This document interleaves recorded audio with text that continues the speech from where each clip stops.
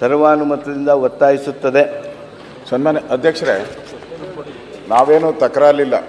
ಇವರೇನೇನು ಕೃಷ್ಣ ತಂದಿದ್ದಾರೆ, ಕಳಸಾ ಬಂಡೂರಿ ಆ ಥರ ಕಲ್ಯಾಣ ಕರ್ನಾಟಕ ಈ ಎಲ್ಲದನ್ನ ನಿರ್ಣಯ ಮಂಡಿಸಿದ್ದಾರೆ.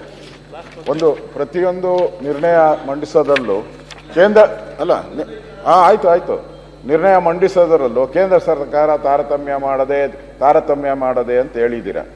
ಇಲ್ಲಿ ನಾನು ನಿಮ್ಮನ್ನ ಕೇಳ್ತೀನಿ, ನೀವು 371J ಕಲ್ಯಾಣ ಕರ್ನಾಟಕಕ್ಕೆ ಬೆಂಗಳೂರಲ್ಲಿರುವಂಥ 25 ಕೈಗಾರಿಕೆಗಳು ಏನೇನಿದೆ ಸಂಸ್ಥೆಗಳನ್ನು ಶಿಫ್ಟ್ ಮಾಡಬೇಕು. ನಮ್ಮದೇನು ತಕರಾರಿಲ್ಲ. ನಾನು ನಿಮ್ಮನ್ನು ಕೇಳ್ತೀನಿ, ಇಲ್ಲಿ ಈ ಸೌದಕಟ್ಟಿ ಸುವರ್ಣ ಸೌದಕಟ್ಟಿ 10 ವರ್ಷದ ಮೇಲೆ ಆಯಿತು.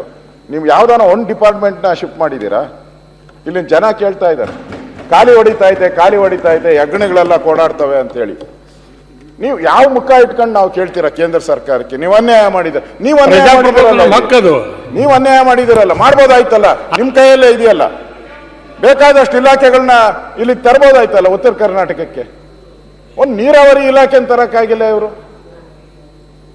ಒಂದು ಬ್ಯಾಕ್ವರ್ಡ್ ನಂಜುಂಡಪ್ಪ ವರದಿಯಲ್ಲಿ ಅತಿ ಹೆಚ್ಚು ಬ್ಯಾಕ್ವರ್ಡ್ ಇರ್ತಕ್ಕಂಥ ಕಲ್ಯಾಣ ಕರ್ನಾಟಕ. ಎಷ್ಟು ತಗೊಂಡೋಗಿದ್ದೀರಾ ನೀವು ಇಲಾಖೆಗಳನ್ನ? ಆಯ್ತು, ಬೆಂಗಳೂರು ತೆಗೀರಿ, ಇರೋದೆಲ್ಲ ತೆಗೆದ್ರು ನಮ್ದೇನು ಸಮಸ್ಯೆ ಇಲ್ಲ. ಅಲ್ಲಿ ಟ್ರಾಫಿಕ್ ಜಾಮ್ ಆಗ್ತಾ ಇದೆ, ಅಲ್ಲಿ ಪೊಲ್ಯೂಷನ್ ಆಗ್ತಾ ಇದೆ.